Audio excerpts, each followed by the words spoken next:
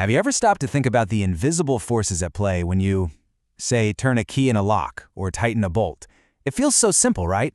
But underneath that simple action is some seriously elegant physics. Today, we're going to pull back the curtain on the science of turning.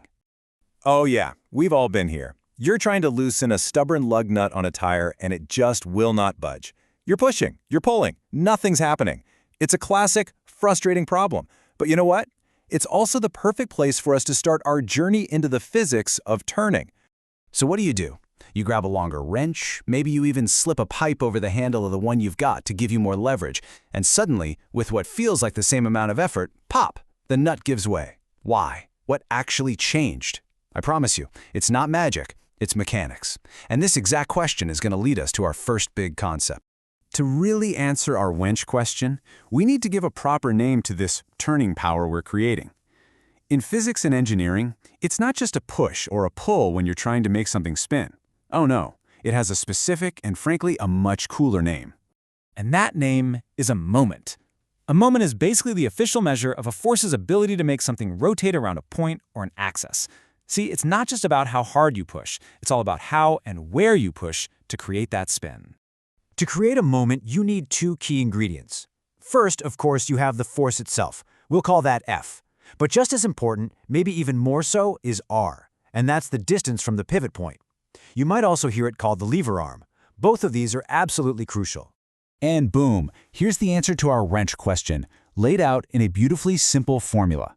Moment equals force multiplied by distance.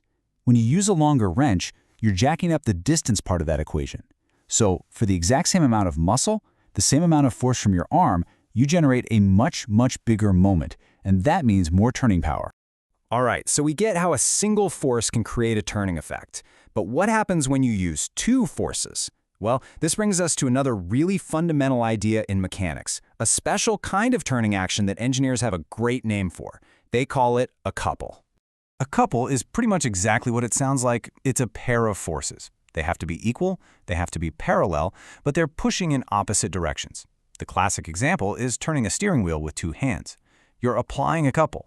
And what's cool about this is it creates a pure rotation without actually pushing the whole steering wheel off to one side.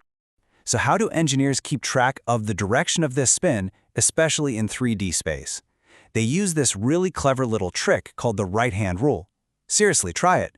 If you curl the fingers of your right hand in the direction of the rotation, your thumb naturally points in the direction of the moment vector. It's just a simple visual way to understand which way things are twisting. Okay, so here's what makes couples so special and so useful. First, because those two forces are equal and opposite, the net force is zero. That means the object doesn't get shoved left or right, up or down, it just spins. Second, and this is the really wild part, its turning effect is the same no matter where on the object you apply it.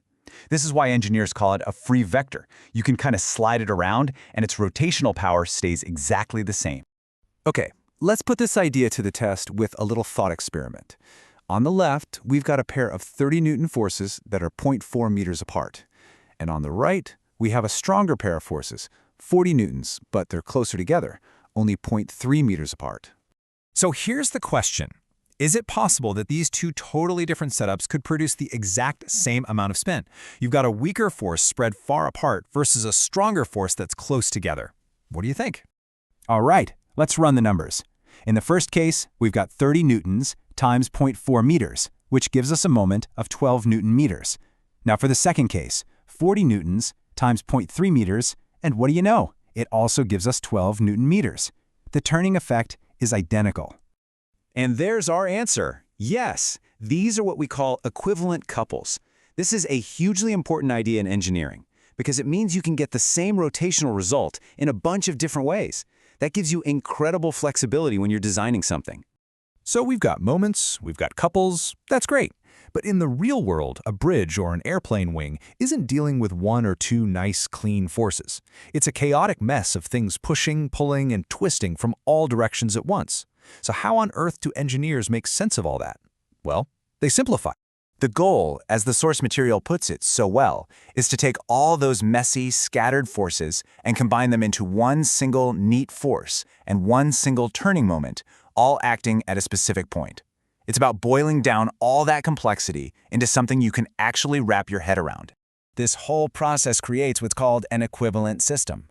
This simplified version you see on the bottom has the exact same external effect on the object as that complex mess on the top. It will make the body move and rotate in the exact same way, but it's way, way easier to analyze. But hold on a second. We just spent all this time learning that moving a force, changing its distance from the pivot, changes its turning effect, its moment. So how can engineers just move all the forces to a single point? Isn't that cheating?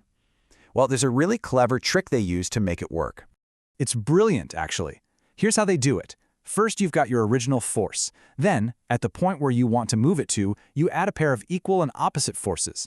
Since they just cancel each other out, you've added 0. You haven't changed a thing. But now look what you've accidentally created. The original force and one of your new forces form a couple, a pure moment, and you're left with the other force sitting right where you wanted it.